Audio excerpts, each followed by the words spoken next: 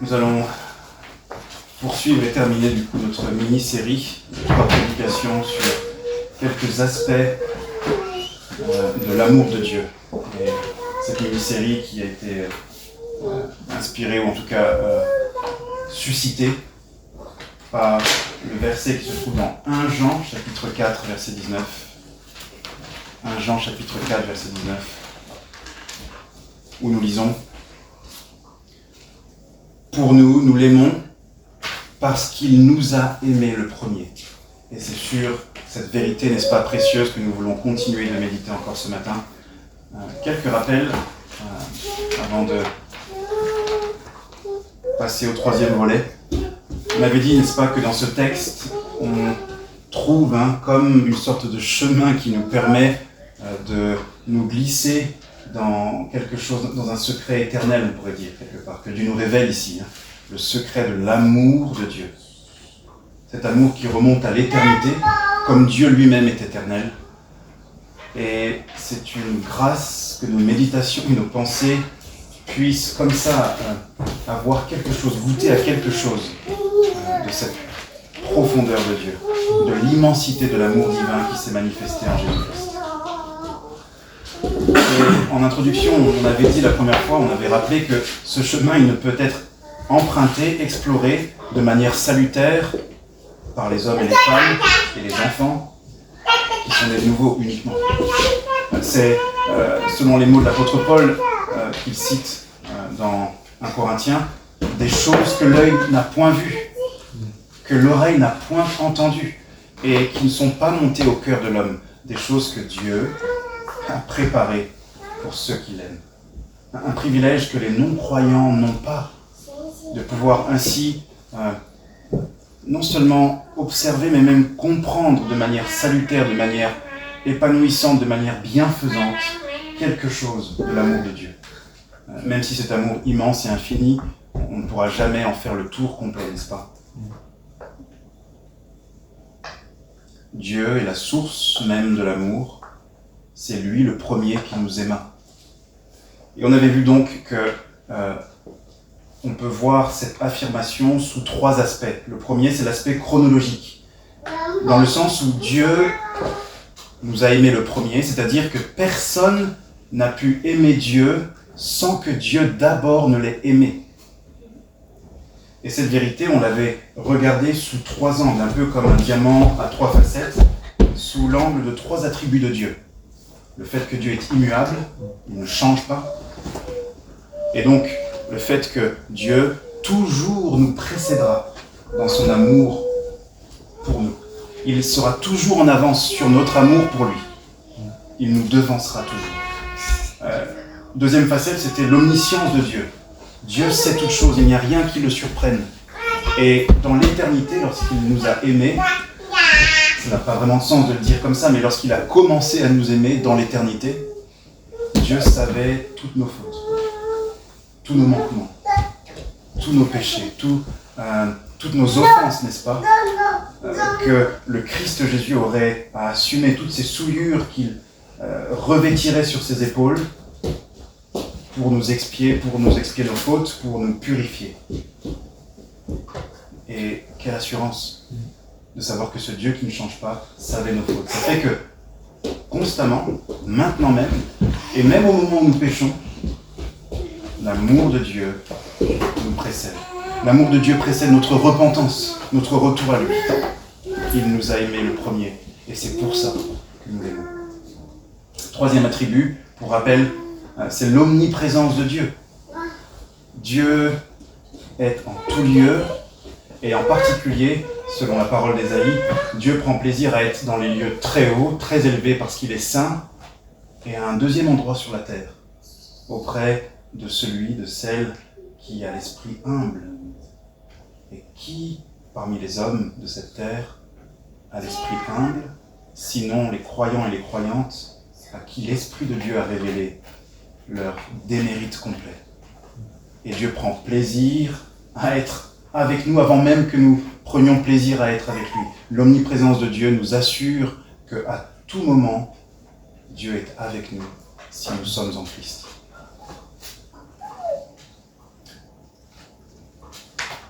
Ça, c'était pour le premier aspect chronologique. Dieu nous a aimés le premier, et pour cette raison nous l'aimons. Il y a aussi un aspect typique, c'est-à-dire dans le sens où Dieu est vraiment le modèle parfait de l'amour. Pour le dire autrement, personne n'a connu ce que c'est vraiment l'amour en dehors d'avoir observé l'amour de Dieu. Dieu nous a aimés le premier, il nous a montré le premier ce que c'est que d'aimer. Et souvenez-vous, on avait vu que le contexte immédiat, regardez avec moi, dans le chapitre 3, le confirme. Chapitre 3, verset 16.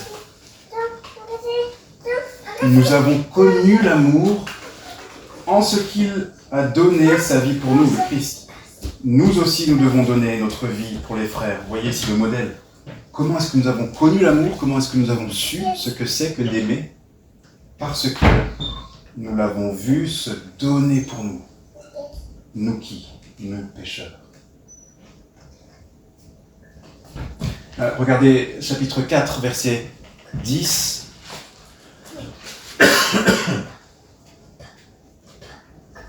« 10 et 11. Et cet amour consiste non point en ce que nous avons aimé Dieu, mais en ce qu'il nous a aimés et a envoyé son Fils comme victime expiatoire pour nos péchés. » Et voyez l'aspect du modèle, verset 11. « Bien-aimés, si Dieu nous a ainsi aimés, nous devons aussi nous aimer les uns les autres. » Donc c'est ce deuxième aspect, il nous a aimés le premier, et de ce fait nous pouvons aimer à notre tour parce qu'il nous a montré le modèle. Quelle bonne nouvelle, n'est-ce pas, de savoir qu'il est possible, dans ce monde de péché, dans ce monde que Genèse chapitre 6 décrit comme un monde rempli de violence, qu'est-ce qu'il est encourageant de savoir que nous-mêmes, qui avons encore à lutter, n'est-ce pas, avec le péché, jusqu'à ce que Jésus revienne, qu'il nous est possible d'aimer, parce que Dieu nous a aimés le premier, et nous a ainsi montré le chemin, la voie par excellence.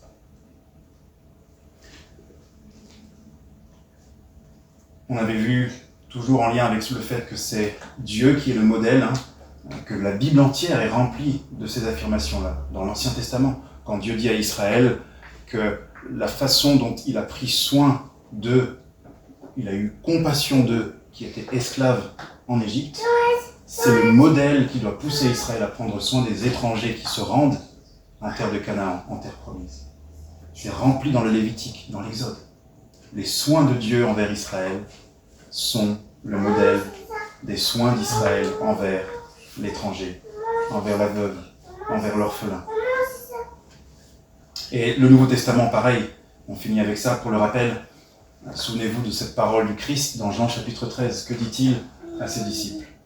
« Comme je vous ai aimés, aimez-vous les uns les autres. » Je vous ai montré le modèle, autrement dit, je vous ai aimé le premier, et ainsi, aimez-vous.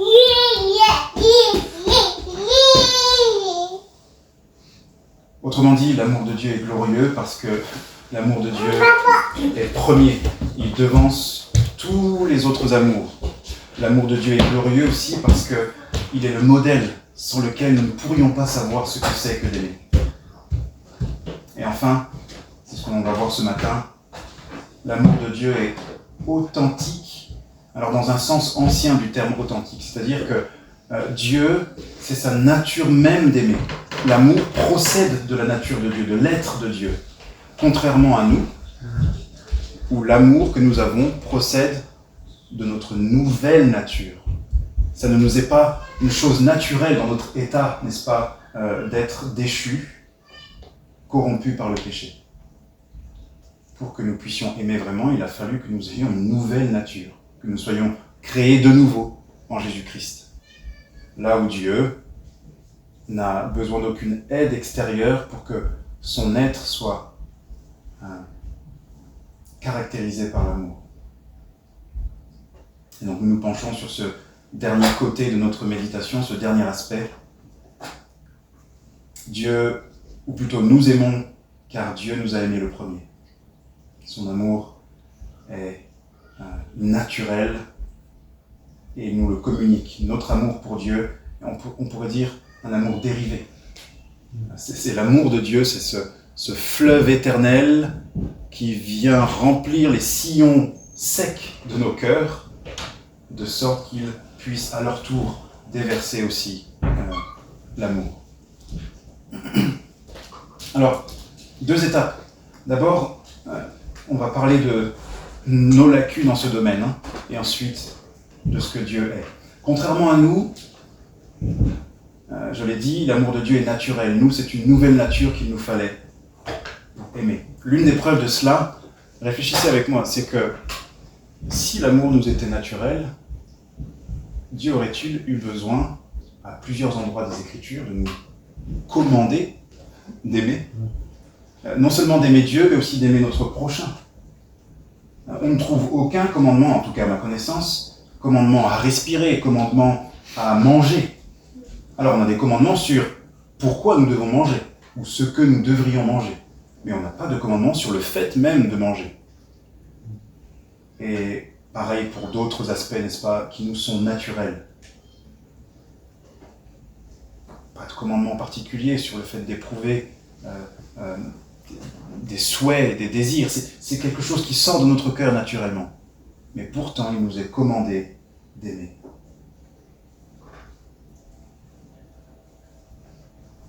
Autrement dit, si Dieu ne nous avait pas révélé sa volonté par ce commandement d'aimer, nous aurions été laissés à nous-mêmes et naturellement, nous aurions plutôt fait comme avant le déluge. C'est-à-dire que nous aurions rempli la terre de violence. Genèse chapitre 6, où Dieu regarde et lui dit « Je vois que la terre est remplie de violence, remplie de colère. » Peut-être si cette preuve ne nous convainc pas suffisamment, pensons à un texte comme 1 Corinthiens 13, que parfois nous pouvons prendre un peu hors contexte. Ce texte qui nous décrit, n'est-ce pas, en détail, plusieurs aspects de l'amour, de ce que c'est la charité. Et à partir du verset 4, on peut le relire, l'amour est patient, il est plein de bonté, l'amour n'est point envieux, l'amour ne se vante point, il ne s'enfle point d'orgueil, il ne fait rien de malhonnête, il ne cherche point son intérêt, il ne s'irrite point, il ne soupçonne point le mal, il ne se réjouit point de l'injustice, mais il se réjouit de la vérité. Il excuse tout, il croit tout, il espère tout, il supporte tout. L'amour ne périt jamais. Souvent, on ne prend pas le temps d'y réfléchir, mais parce que, et c'est pas mal, mais on tire ce texte notamment pour des occasions de mariage ou d'autres choses, et c'est tout à fait approprié, c'est pas un problème. Mais je crois qu'on loupe quelque chose si on ne remet pas ce texte quelques instants dans son contexte. Réfléchissons ensemble. Quand Paul écrit ça aux Corinthiens, est-ce que Paul est en train, dans sa tête, de dire « Je suis en train de décrire, chers Corinthiens, exactement ce que vous êtes ». C'est tout l'inverse. Il écrit ça parce que c'est un contraste désolant avec ce qui se vit à ce moment-là à Corinthe. Des divisions, de l'orgueil, des jalousies, n'est-ce pas? Chacun pense à son propre intérêt. On prend la scène sans attendre les frères et il dit certains sont remplis et rassasiés, d'autres ont faim. Moi je suis de Paul, moi je suis de Pierre et moi du Christ. Que dire de celui qui a pensé à son propre intérêt en prenant la femme de son père et en apportant du coup l'opprobre, la honte sur le nom de Christ au milieu des Corinthiens païens, chez qui même, dit Paul, on n'entend même pas parler de péché aussi grossier, etc., etc. Et donc vous connaissez l'épître de Paul aux Corinthiens, et donc ce texte vient ici comme pour souligner, voilà ce que vous n'êtes pas, ce que vous devriez être, mais ce que nous ne sommes pas naturellement.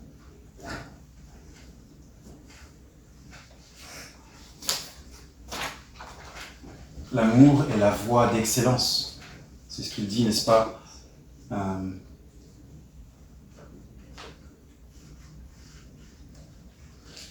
Au verset 31 du chapitre 12. Aspirez aux dons les meilleurs, et je vais encore vous montrer une voie par excellence. la voie suprême, le chemin spirituel le plus céleste, le plus saint, le plus divin, c'est la voie de l'amour selon Dieu.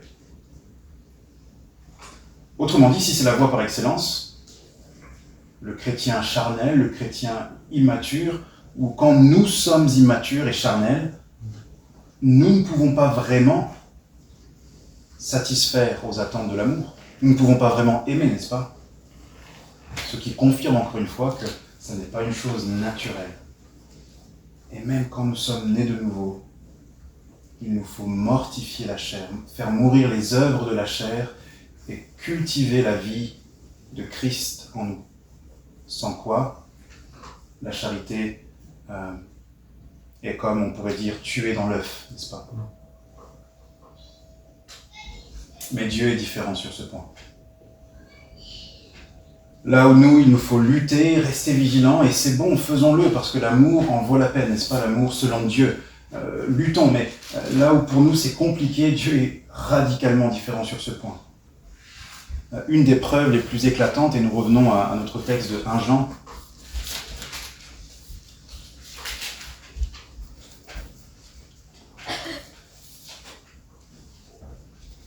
regardez avec moi au chapitre 4, le verset 7 et 8. La radicale différence avec Dieu. Bien-aimés, aimons-nous les uns les autres. Donc, encore une fois, exhortation, comme pour dire, on est dans le risque souvent, n'est-ce pas, de l'oublier. Et le Saint-Esprit, qui a inspiré aux apôtres leurs enseignements, sait de quoi nous sommes faits, et il sait qu'on a besoin régulièrement d'être exhortés. Bien-aimés, aimons-nous les uns les autres, car l'amour est de Dieu.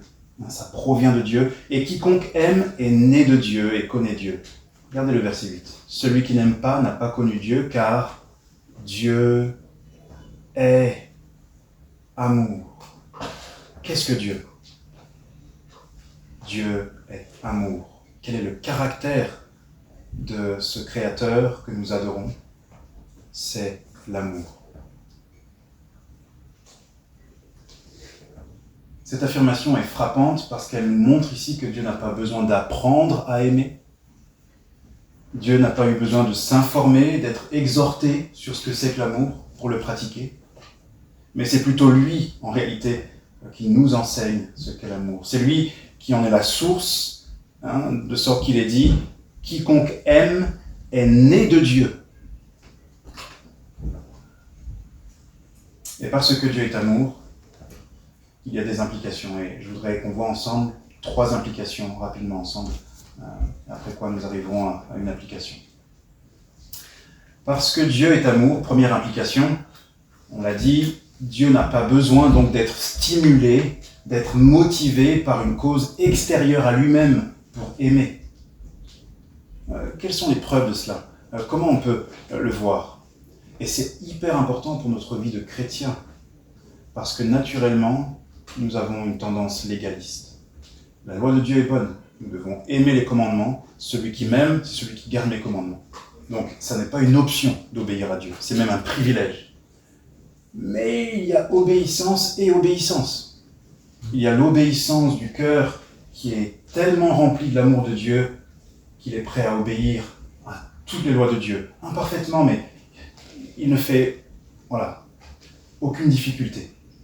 Et il y a l'autre obéissance avec laquelle parfois nous avons à lutter, qui est cette obéissance de la justification de soi devant Dieu. Oubliant que nous avons été justifiés par la grâce, par la déclaration gracieuse de Dieu.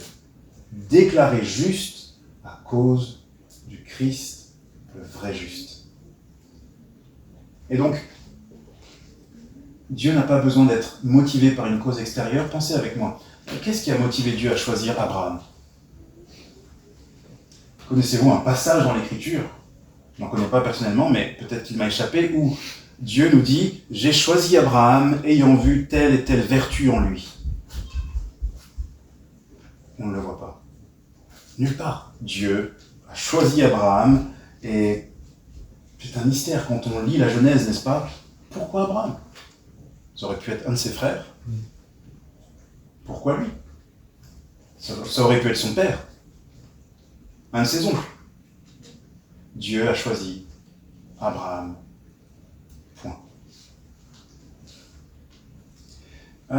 Pensons au choix d'Israël. Alors on sait que c'est en lien avec le choix d'Abraham, n'est-ce pas? Mais regardez avec moi dans Malachie ce que Dieu dit en lien avec son amour, et c'est frappant. Malachie chapitre 1.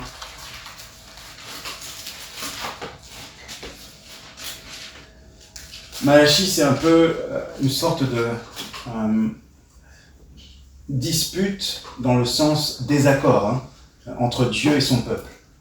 Dieu fait un reproche et le peuple systématiquement dit « Mais pourquoi tu nous reproches ça ?» Et Dieu répond par le prophète « Pour telle et telle raison ». Et inversement, le peuple reproche quelque chose à Dieu et Dieu lui dit « Mais est-ce que vous avez raison de me reprocher ceci? Regardez ce que j'ai fait. » Donc il y a vraiment cette interaction entre Dieu et son peuple. Et nous lisons dès le début, oracle, parole de l'Éternel à Israël par Malachie. Je vous ai aimé, dit l'Éternel, et vous dites, en quoi nous as-tu aimés? Autrement dit, le peuple dit, on entend bien ce que tu dis, notre Dieu, notre Seigneur, mais on l'entend, mais on ne le voit pas. En quoi est-ce que tu nous as aimés? C'est terrible, n'est-ce pas? De douter que Dieu les a aimés, eux, Israël, sortis de l'esclavage d'Égypte, par pure grâce, amenés dans un territoire qui est Canaan, par pure grâce, ayant vu les manifestations glorieuses de Dieu, par pure grâce, ayant été génération après génération relevés de leur idolâtrie, de leur égarement, et ramenés à Dieu. Je vous ai aimé, dit l'Éternel, et vous dites, en quoi nous as-tu aimé? Et regardez, Ésaü n'est-il pas frère de Jacob, dit l'Éternel? Cependant, j'ai aimé Jacob, et j'ai eu de la haine pour Ésaü. J'ai fait de ces montagnes une solitude, j'ai livré son héritage aux chacals du désert, etc., etc. Où est-ce que je veux en venir ici? Dieu montre ou justifie son amour envers Israël, non pas en disant que Israël, quelque part, aurait mérité son amour et que Dieu, du coup, a répondu à la justice d'Israël, mais vous voulez voir comment je vous ai aimé? Regardez comment je vous ai traité par rapport à la manière dont j'ai traité Édom, Ésaü. Ce contraste n'est pas justifié par vous, Israël. Sinon, ce ne serait pas un argument que Dieu pourrait employer. Israël pourrait dire, mais nous l'avons mérité. Tu nous as donné simplement notre salaire. Mais parce que le choix d'Israël était un choix de la pure grâce libre de Dieu, du Dieu souverain et libre, Dieu peut dire, regardez la différence de traitement d'Israël. Vous n'avez pas reçu un salaire. Vous n'avez pas reçu quelque chose que vous méritez. Par contre, Ésaü a reçu un salaire. Si nous recevions notre salaire, ce serait uniquement la colère de Dieu. C'est tout ce que nous méritons. Mais chaque fois que Dieu nous fait grâce, chaque fois que Dieu nous bénit, chaque fois que Dieu sauve d'un accident, même un non-croyant, chaque fois que Dieu fait lever son soleil et tomber la pluie sur les justes et les injustes, l'amour de Dieu imprègne tous ses actes. Ok, avançons un peu, je cite simplement Romains 9, on ne va pas le lire, mais on pourrait lire Romains 9, où clairement Paul rappelle que le salut dépend de celui qui appelle, et non pas des hommes qui œuvrent ou qui désirent profondément, parce que d'ailleurs, Romains chapitre 3, personne ne recherche Dieu, mais que ça dépend de celui qui appelle, de celui qui conduit, de Dieu qui choisit. Avant même que les enfants soient nés, dit-il, Jacob et Ésaü, n'est-ce pas? Avant même qu'ils aient fait le bien ou le mal, Dieu avait librement fait reposer son amour salvateur, son amour d'élection sur Jacob.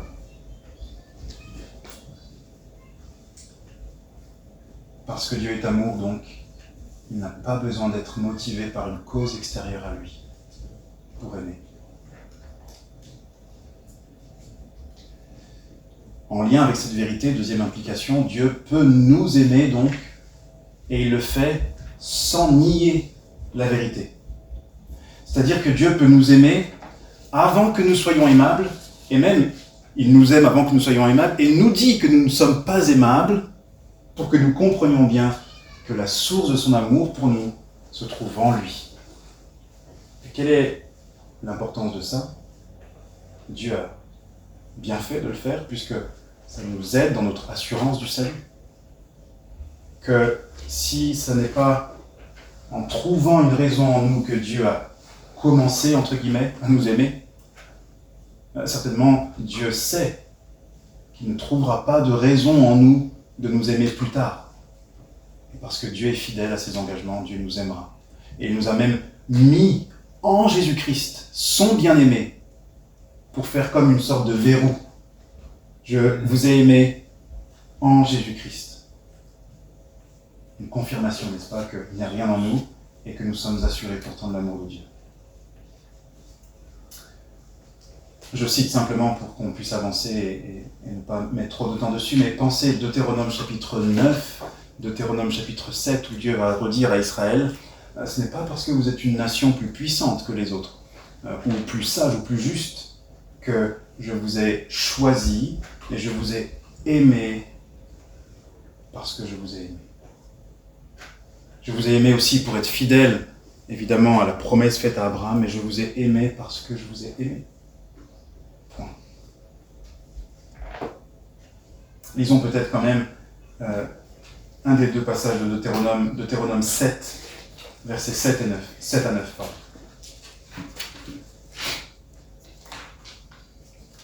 Deutéronome 7, versets 7 à 9.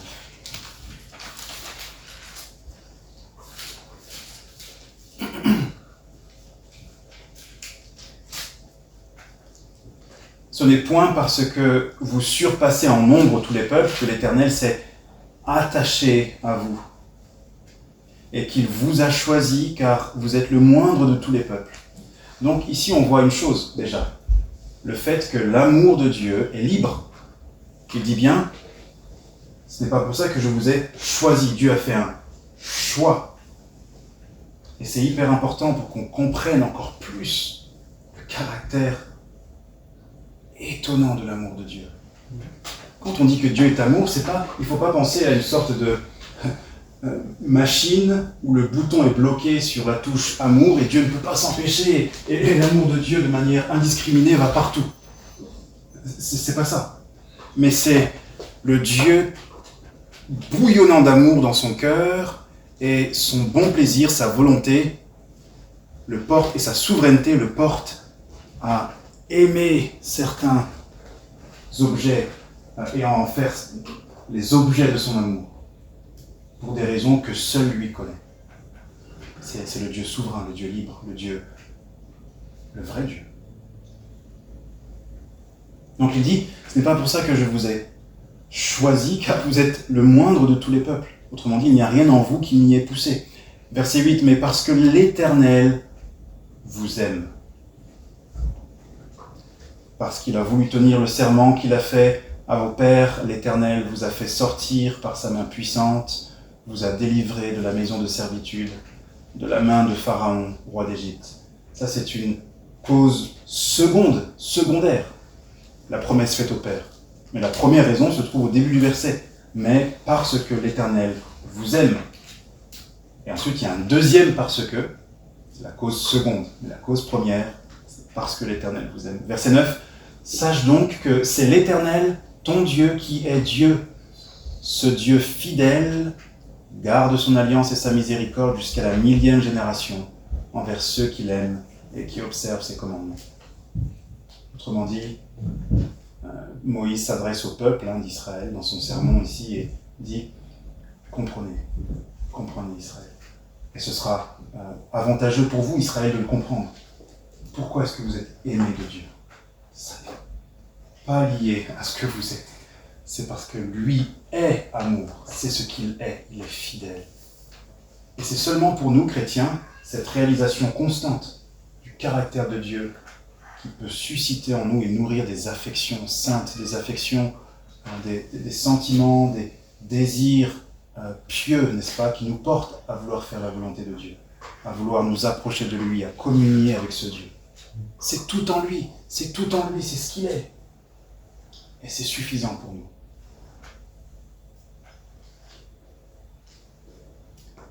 On ne le lira pas non plus, mais je peux citer la référence de Tite 3, où au verset 1 à 7, Paul rappelle aux croyants, il dit à Tite, rappelle-leur d'être miséricordieux et indulgent, patient envers les non-croyants. Parce que c'est ce que nous étions, nous aussi. Nous étions de leur nombre, nous étions, et il fait la liste. Mais, ajoute-t-il, lorsque la bonté de Dieu, synonyme de l'amour de Dieu, lorsque la bonté de Dieu s'est manifestée, il nous a sauvés, non pas en raison d'œuvres de justice que nous aurions faites et pratiquées, mais à cause, n'est-ce pas, du sacrifice de Jésus-Christ, à cause de la bonté de Dieu, à cause de sa bienveillance, de sa miséricorde. On va passer à la troisième et dernière implication, mais juste sur le mot miséricorde. Revenir parfois à l'étymologie des mots, c'est précieux pour nous aider à apprécier. C'est un vieux mot, miséricorde, et parfois on ne sait plus trop exactement quelle est la nuance, n'est-ce pas? Il y a une miséricorde, corde, qui a donné cordial, le cœur, ce qui a un rapport avec le cœur. Celui qui a de la miséricorde, c'est celui dont le cœur sait s'affliger devant l'affliction d'un bien-aimé, devant l'affliction du prochain. Autrement dit, quand il est dit que Dieu a de la miséricorde envers nous, c'est pas juste que Dieu sait de loin ce que nous sommes et notre misère, mais le cœur de Dieu vient nous rejoindre, on pourrait dire. C'est étonnant, n'est-ce pas, le Dieu qui ne peut pas souffrir dans son être divin. Et en même temps, son cœur sait être misérable avec notre misère. Et c'est ce qui fait qu'il compatit parfaitement, au-delà de ce que nous pouvons faire nous-mêmes. Troisième et dernière implication, du fait que Dieu est amour. C'est-à-dire du fait que c'est sa nature même et qu'il n'a pas besoin de quelque chose d'extérieur pour aimer. Eh bien, la troisième implication, c'est que tous les actes de Dieu, toutes ses décisions, toutes ses œuvres sont colorées, teintées, imprégnées. Elles ont le parfum, d'une manière ou d'une autre, de l'amour. Même les jugements de Dieu sont imprégnés de l'amour de Dieu. Réfléchissons ensemble en prenant 4 exemples, on va juste les mentionner, ça ira assez vite. Genèse chapitre 3. La chute de l'homme. Dieu va prononcer son jugement et sa sentence. Et c'est juste, parce que Dieu est bon, il faut qu'il prononce une sentence. Il a dit que si vous mangez du fruit, vous mourrez. Alors lorsque Adam et Ève mangent du fruit, ils doivent savoir qu'ils vont mourir. Dieu explique à la femme que, en raison de sa rébellion, elle aura un certain nombre de difficultés. Notamment, les grossesses seront rendues plus douloureuses, sa relation avec son époux sera aussi empreinte de difficultés, d'épines sur le chemin, n'est-ce pas, qu'il faudra veiller à, par la grâce de Dieu, arracher. L'homme, lui aussi, en parlant d'épines, aura des difficultés à trouver sa subsistance. Il devra travailler à la sueur de son front. Ses œuvres, quelque part, seront rendues difficiles. Et Dieu ne s'arrête pas là. Au milieu de ce jugement, résonne, n'est-ce pas, comme un chant céleste de grâce, l'annonce de la descendance qui viendra écraser la tête du serpent. Au milieu de ces ténèbres, de la chute, du péché qui entre, réalisons ce que c'est la chute. Si vous avez eu des problèmes dans votre vie, c'est parce qu'un jour il y a eu la chute. Si vous avez souffert, si vous avez péché, si vous avez fait souffrir, c'est parce qu'un jour il y a eu la chute. Si des enfants meurent, s'il y a des crimes, vous pouvez faire la liste de toutes les horreurs de ce monde, c'est parce qu'il y a eu la chute. C'est un événement terrible, énorme, énorme.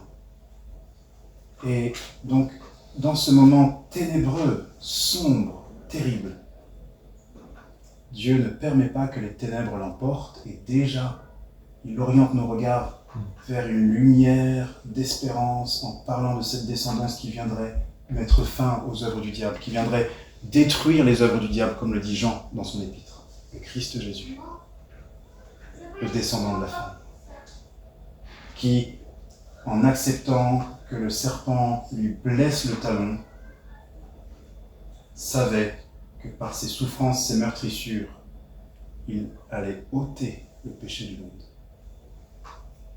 Genèse chapitre 4. Jugement de Dieu à nouveau, mais encore là, on voit l'amour. Que se passe-t-il dans Genèse chapitre 4 ? Est-ce que, Abby, tu t'en souviens ? Caïn et Abel. Et Théodora, est-ce que tu te souviens quel est le jugement de Dieu contre Caïn ? Je me souviens de l'histoire, mais est-ce que tu te souviens de ce que Dieu va dire comme punition à Caïn ? Il a dit qu'il devrait errer dans le champ, je crois. Tout à fait. L'errance, n'est-ce pas ? Il serait vagabond. Ça, c'est un premier jugement. Et est-ce que tu te souviens, juste avant, il y a eu un autre, on va dire, petit jugement, quand Dieu a fait quoi à Caïn ? Il lui a dit quoi par rapport à son sacrifice ? Tu te souviens, les deux frères font un sacrifice. Si tu ne le feras pas, j'accepterai ton sacrifice. Tout à fait. Donc, autrement dit, Dieu a jugé que son sacrifice n'était pas bon, le premier. Donc, deux jugements ici que Dieu fait. Mais pour les deux jugements, on voit encore la bonté et l'amour de Dieu. Le premier, Dieu ne dit pas simplement « je refuse ton sacrifice, nous n'avons plus rien à faire ensemble », mais il lui dit « je refuse ton sacrifice, en revanche, il y a une issue, il y a une issue, il y a une solution. Change effectivement, repens-toi, et tu verras que tu seras agréé comme ton frère, reçu pleinement. » Amour qui imprègne le jugement de Dieu. Et pareil, lorsqu'il envoie Caïn au vagabondage, à l'errance, il met un signe sur Caïn pour que quiconque le trouve ne le tue pas. Dieu n'avait aucune obligation de faire ça. Regardez Caïn, il se plaint de son sort alors qu'il a tué son frère. « Ah, mais si tu m'envoies loin de la terre, quelqu'un me trouvera et me tuera. » Et certainement, Dieu n'aurait pas eu tort ni fait de faute en disant « mais c'est là ton salaire, Caïn. » Et pourtant, avec ce jugement, il y a la coloration, le parfum de l'amour de Dieu. L'Exode, pour aller plus vite, c'est très clair là aussi, n'est-ce pas ? Les jugements de Dieu, les fléaux de Dieu qui tombent sur l'Égypte. Et que nous dit-on dans la suite, quand les Israélites sortent ? Beaucoup d'Égyptiens sortent avec eux. Dieu juge le peuple d'Égypte, et pourtant, il accepte aussi qu'un résidu d'Égyptiens, même si la suite de l'aventure n'est pas heureuse, mais on voit là encore la bonté de Dieu. On voit la patience de Dieu même dans la forme des jugements, n'est-ce pas ? Où il y a toujours une fenêtre entre chaque jugement où le peuple d'Égypte peut respirer, entre guillemets, et le pharaon est exhorté quelque part à réfléchir et à ne pas s'endurcir, mais il s'endurcit et il s'endurcit. Et enfin, finissons avec ça. Par excellence, où voyons-nous le jugement de Dieu terriblement qui s'abat contre le péché et en même temps la manifestation la plus grande de l'amour de Dieu au même endroit, au même moment. N'est-ce pas Golgotha ? N'est-ce pas à cet endroit que Dieu, en faisant tomber sur son Fils, l'innocent, la colère de Dieu contre le péché, Ésaïe 53, il a plu à Dieu de le briser, de le frapper. Pourquoi ? Comment on peut réconcilier cette phrase ? C'est étonnant, n'est-ce pas ? Le texte dit bien, il a plu à Dieu de le frapper. Mais parce que le Père et le Fils et le Saint-Esprit, d'accord qu'ils sont depuis l'éternité, savaient que ce jugement terrible serait en même temps la semence du salut. la semence de la grâce, du pardon de vos âmes, de vos péchés, du rachat de nos vies, complet, gratuit, de sorte que nous pouvons dire « Dieu est amour » et que seuls les croyants peuvent l'expérimenter dans ces degrés célestes et précieux pour nos âmes. Quelle application pour nous? Il y en aurait une multitude, et désolé de ne pas en avoir cherché davantage, mais je nous laisse avec au moins une application. Il me semble que Jean suggère, revenons à 1 Jean pour finir avec l'application. Que faire de cette vérité? De cette vérité que Dieu est amour, que son amour est libre, c'est sa nature même, qui n'a pas besoin de quelque chose d'extérieur pour être stimulé, pour être motivé à l'amour. Eh bien, 1 Jean chapitre 3. Voyez quel amour le Père nous a témoigné pour que nous soyons appelés enfants de Dieu. Et nous le sommes. Si le monde ne nous connaît pas, c'est qu'il ne l'a pas connu.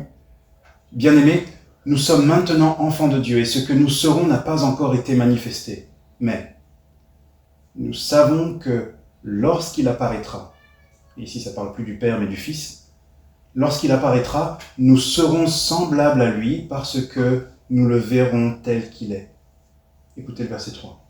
Quiconque a cette espérance en lui se purifie comme lui-même est pur. Frères et sœurs, ici c'est un des secrets, je crois, de la sanctification biblique, de la sanctification qui épanouit, de la sanctification telle que Dieu l'enseigne. Pourquoi ici ce quiconque se purifie? Il ne se purifie pas parce qu'il espère recevoir de Dieu un amour que Dieu n'a pas déjà commencé à lui donner. Mais il voit de quel amour le Père l'a aimé pour qu'il soit appelé enfant. Et il voit que cet héritage, du coup, en tant qu'enfant de Dieu, c'est de voir le Christ face à face dans sa gloire pleine et manifestée à son retour. Et conscient de ça, donc, il trouve une motivation pour se purifier. Je me purifie pour me préparer pour mon héritage. Non pas pour obtenir mon héritage, comme quelque chose que je vais acheter en me purifiant, mais pour me préparer comme la mariée se prépare, n'est-ce pas, sachant que les noces sont dans quelques jours.